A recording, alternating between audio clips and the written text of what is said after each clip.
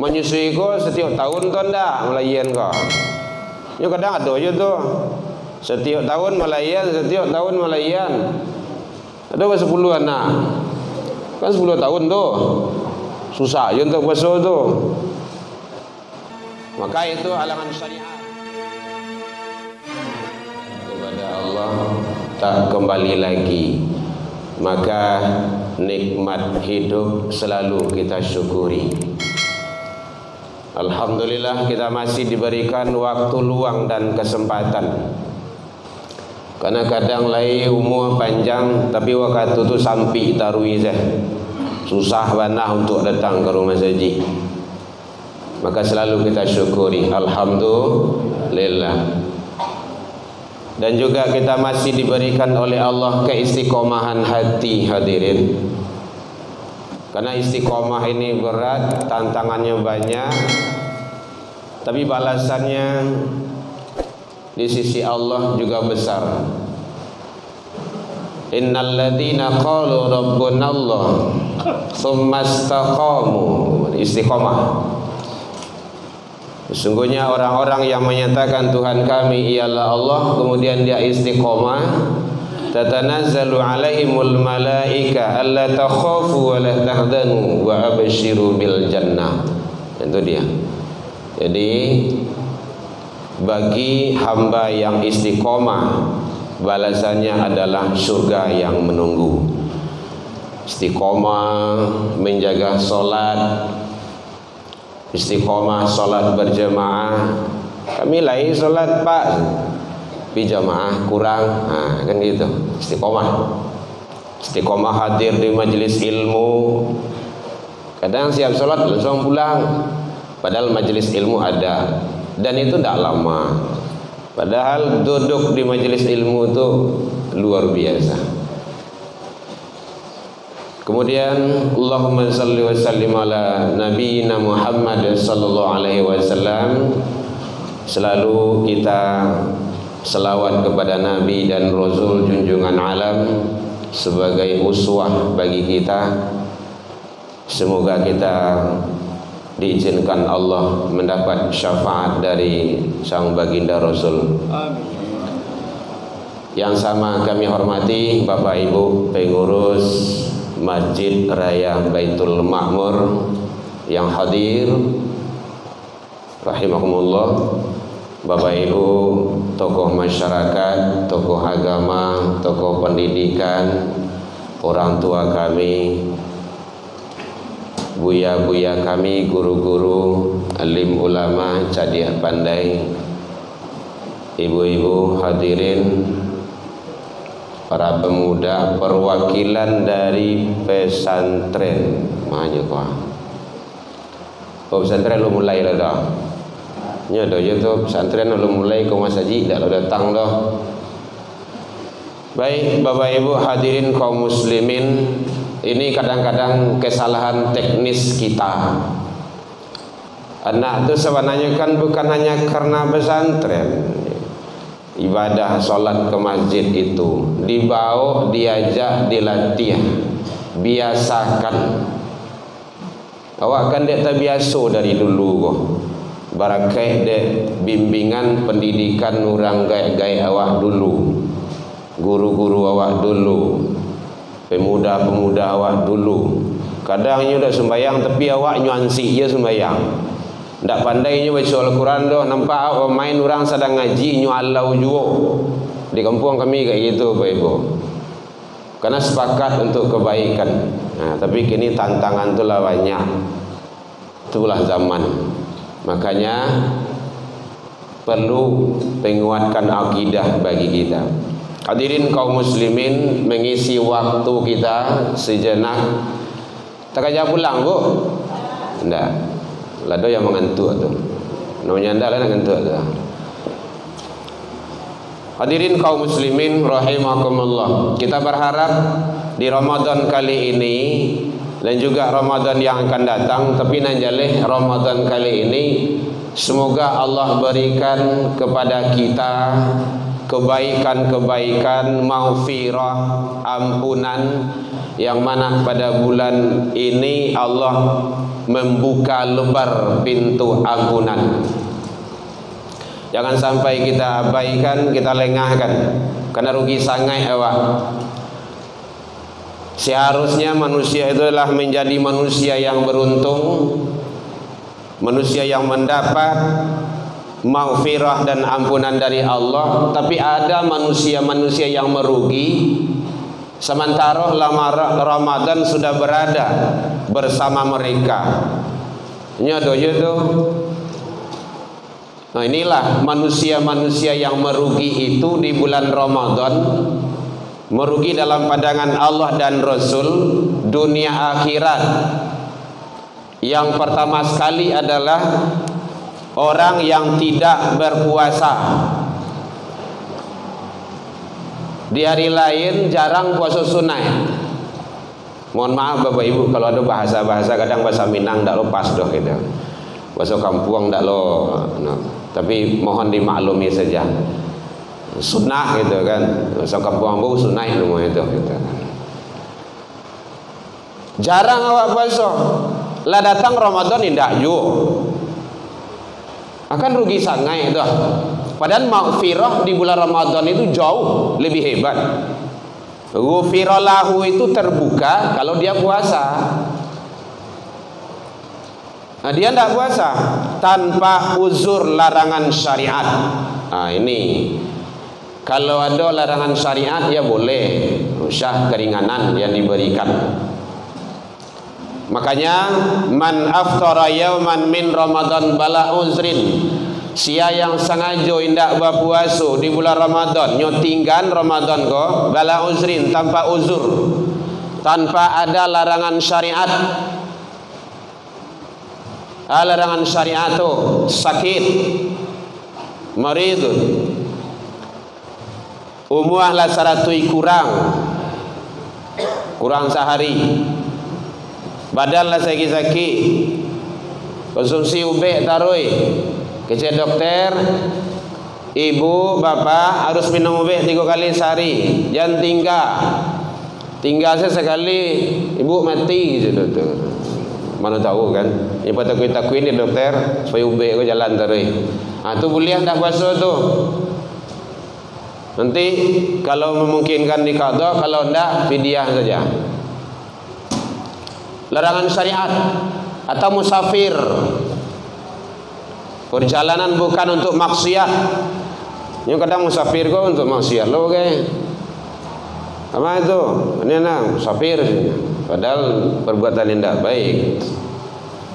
Atau ibu-ibu ada juga yang hamil tua, menyusui. Menyusui ko saya lihatlah dulu. Menyusui ko setiap tahun tu ndak melayan ko. Yo kadang ada je tu. Setiap tahun melayan. Ada ke 10 anak. Kan 10 tahun tu. Susah je untuk puasa tu. Maka itu halangan syariat. Atau ada juga ibu-ibu yang masa subur menstruasi, itu fitrah, kecuali mencret kalau taluk lanjui. Larangan syariat, dia tinggalkan Ramadan tanpa ada larangan syariat, lam yaqdihi siyamud dari wa insamahu, besok dibayar habis Ramadan walau dia puasa sepanjang masa sampai 2024 lo atau sesudah itu tidak bisa dibayar. Kenapa? Dia meninggalkan puasa tanpa ada larangan syariat. Ini tidak boleh ada main-mainkan ibadah itu dong. Makanya kutiba diwajibkan atasmu. Hadirin kaum muslimin, macam mana? Ini ngaji subuh tidak boleh lama lah bu. Ibu-ibu kapal karajo, kau masak, kan masak bu. Nah. Yang kedua, maka mari sampaikan ke anak-anak kita. Kadang badan lain, kadang masih nampak dia awak yang merokok-rokok. Mohon maaf bapak ibu, masih nampak. Kecuali kalau tidak Islam, tapi hargai juga lah. Nah, gitu. Padahal lain kadang. Inilah kesempatannya. Makanya awak rajin mandanga, rajin membaca. Setidaknya kalau tidak mungkin awak duduk di bangku pendidikan, di bangku sekolah, menengah-menengah kajian di masjid, di musola, majelis ilmu, supaya bertambah-tambah juga pengetahuan awak, ilmu untuk beribadah. Karena beribadah tanpa ilmu ditolak. Yang kedua, manusia yang merugi tersebut adalah, mudah-mudahan kita terhindar, kita, anak turunan kita, insyaallah, yang tidak melaksanakan sholat, baik sholat fardu, sholat wajib, ataupun sholat sunnah. Kadang puasa lai, sembahyang indah. Itu kalau di kampung mah kayak gitulah maksudnya. Puasa lai, sembahyang indah, sholat indah. Sama jubah baju lai bahasa rawa indah. Bantu ai salih salah. Kan aneh cara beribadah itu. Puasa dia mampu, tahan dia dari pagi sampai sore. Salat kok bari mana? Bari kebalo itu sujud. Nah, itu kan padahal ibadah salat menentukan hadirin. Kadang ada juga yang nyeleneh bagai kaji sembahyang ke sembahyang sebentuk tak ada yang lain sama cimeas pula itu. Ini cimean lu bagai. Malehnya apa tu? Sembahyang ke sembahyang sadang lai 5 waktu tu dingin dari semalam. Masjid raya kon dake pasar raya ko gua. 5 waktu tu dingin dari semalam. Lain dak yo. Lakari sorozan kanin tu. Seharusnya kan ramai masjid gua. Orang pasar kan banyak kok. Makanya ada ulama menyatakan salat berjamaah itu wajib. Aqimis shalah wa atuz zakah warka'u. Rukua, dirikan salat itu perintah.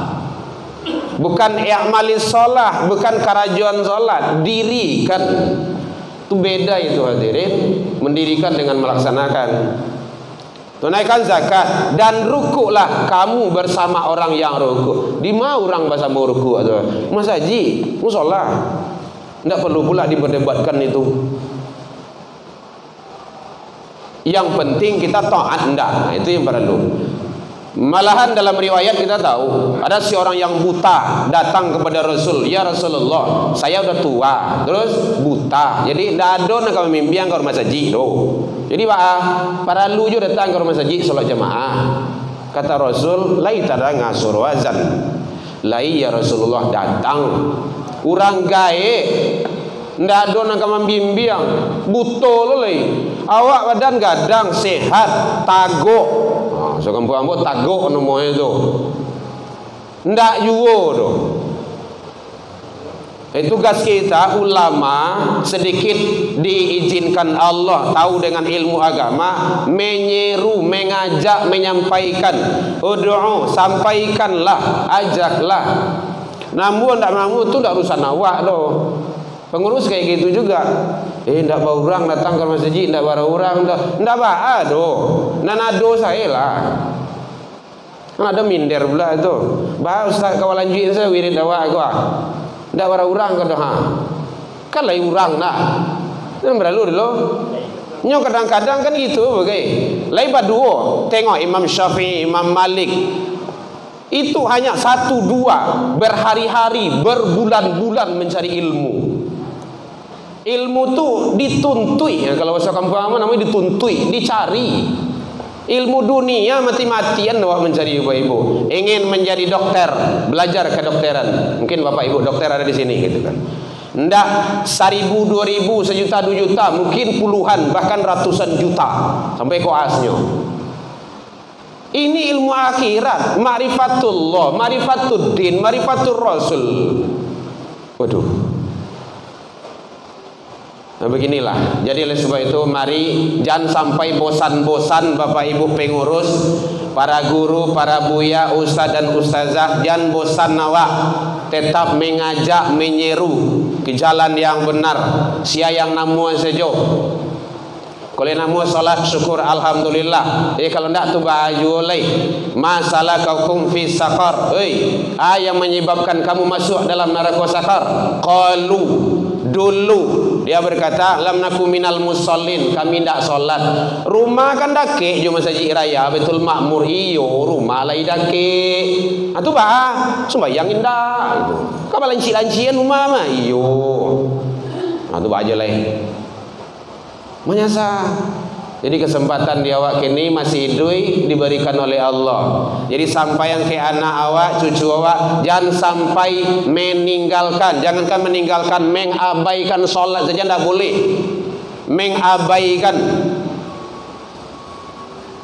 Berang calian berang awak tu kalau ada anak awak yang tidak solat, kau tidak bapak dia saya. Nah, itulah masuk kampung, itulah tu. Pembiaran yang banyak kini kau. Awak pergi ke rumah saji, anak bermain di luar tu, apa biasanya? Nak sembahyang lah, yo pa, yo ma sebenarnya. Yo pa, yo ma, tapi awak taruh ise. Nah, bikong kadang lain solat di ujung waktu. Kadang tak solat begitu. Perlombaan kalau ndak menjelang waktu puasa, ndak dia doando. Sering nampak kayak gitu. Ashabi, maghrib lewat, subuh kadang-kadang, isya pun. Kalau capean pulang mah, subuh lewat do. Jadi oleh sebab itu, padahal solat hadirin, solat menentukan situasi kondisi seseorang hamba di hadapan Allah. Bajale-jale Nabi mengecek jo anak kandung seorang Fatimah solat. Solat sayang, saya Rasulullah bapakmu ndak bisa menolong di akhirat kalau engkau ndak solat. Bajale-jale Rasulullah, apa yang tak bisa? Kan bisa saja Nabi ngomong, Fatimah, tenang saja, nanti di akhirat ada papi. Bisa kan? Bisa. Kan Habibullah. Tapi enggak. Makanya Rasul menyampaikan bahwa pertama kali nanti diperiksa di akhirat, di hari kiamat adalah solat. Jadi biarlah selalu solat tu dingin darui. Jadi tukang azan kau dapat karyan mic tu setelah indah. Karena suara muazin itu diimani, diakui, dibenarkan seluruh penduduk langit dan bumi sepanjang suaranya. Muazin termasuk orang yang pertama masuk surga. Gara-gara muazin awak berkumpul di rumah saji jeung musalla. Solat. Tapi makhrijul hurufnya tentu yang baik lah. Nah, gitu. Hadirin kaum muslimin rahimakumullah. Jadi bahkan kita tidak ada duit untuk haji dan umroh masih dianggap sebagai orang Islam. Kadang puasa tinggal sebagai ompong-ompong, bolong-bolong masih Islam. Kadang zakat, kadang tidak masih Islam. Kalau tidak solat dia kafir. Man tarakas solat faqad. Nah, itu guru-guru ambo atau yang ahli bahasa Arab tu ada qad di sana, taukid, maka sungguh siapa meninggalkan solat tu maka sungguh dia telah kafir. Kok kau meninggal solat tentu Nabi lah dulu. Ternyata ndak sampai bangkak kaki Nabi deh sujui. Awak lai bangkak yo ke awak bida samure. Contoh. Hadirin kaum muslimin rahimakumullah. Jadi merugilah manusia itu diberi kesempatan hidup, Ramadan lah tiba, salat tidak. Dan salat sunnah adalah sebagai tambahan tetapi punya nilai yang hebat di sisi Allah. Kadang salat sunnah itu kau anggap remeh lah bagai. Kan sunnah ndak ada mah, ndak wajib dah mah, ndak berdosa dah mah. Ini beranglah kau tu. Padahal salat sunnah itu kata Allah dalam hadis qudsi, ya malaikat lihat amalan salat wajib hambaku itu. Kalau rancak catat bagus, tulis. Kalau ada cacatnya, kurangnya dan awak pasti banyak cacatnya hadirin. Unzur li 'abdi min tatawwu', cari amalan tatawu'nya, amalan sunnah. Fa in kana jika ada di amalan salat sunnah, tutupi kekurangan yang terjadi pada amalan wajib salat hambaku itu. Itulah kalau di Minang kok kurang-kurang itu kuat, kok sentiang-sentiang dibilai. Akan hebat doa. Salat sunnah itu. Jadi sholat sunnah jangan diabaikan. Di sini hebat, alarm kita berapa menit? 8, 10. Jangan cepat-cepat. Nyo do jum masaji jum musolaku tak kaja-kaja okay. Nyo yang tak boleh melalaikan ibadah. Tapi dalam ibadah tak boleh terkaja-kaja. Tak kaja-kaja do kalau di Minang, tak kaja-kaja. Jangan keburu-buru. Iqamat 5 menit setelah azan. Azan saya 3 menit. Mau untuk sholat sunnah lah. Tiba sikolah sesangok lah jemaah. Kalau berang-berang tak kajawan lah mau. Orang sholat sunnah nyulang kamai dah. Gitu. Kasih kesempatan lah jemaah itu ibadah. Silakan Bapak Ibu lihat itu di Masjidil Haram 30 menit. Lama, banyak ibadah yang bisa kita lakukan. Masuk masjid, tahiyatul masjid, sholat sunnah wudu sebelum subuh.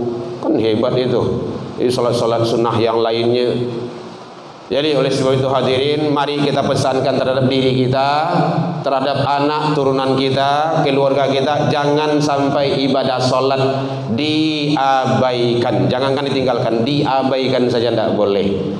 Mudah-mudahan Allah memberikan yang terbaik kepada kita. Yang terakhir, kolupo-lupo bengian, talampuk-lampuk bersingkoan, zakatul fitrah jangan supo Bapak Ibu. Nyode sibuk kok, sibuk karayo. Ada yang lupa lagi, karena memang kita pernah ditelepon, lupa membayar zakat fitrah, lah sudah rayo baru telepon. Gitu. Betul, aku persiapan rayo, kue rayo, baju abah anak rayo, rumah rayo, oto rayo, kasau adalah hai rayo. Kok kamu mudik lah bagai? Mudik boleh ni kau? Enggak. Pulang kampung yang beli anak, mudik lah boleh dah. Nyo ado-ado saya lupa akhirnya. Maka kalau dari segi hukum awal Ramadan itu sudah boleh. Sudah boleh hukumnya. Gitu. Nanti wajibnya sebelum khotib naik mimbar. Tapi jangan kerja-kerja kayak gitu. Kalang kabut beko panitia dan pengurus. Syahrul Ramadan mu'allakun bainas sama wa wal ard. Ramadan seseorang tergantung antara langit dan bumi. Ndak naik, ndak lo turun. Yu'adiyun sadaqatul fitrah, sebelum ditunaikan zakat fitrah. Jadi zakat fitrah itu penentu juga dalam ibadah kita.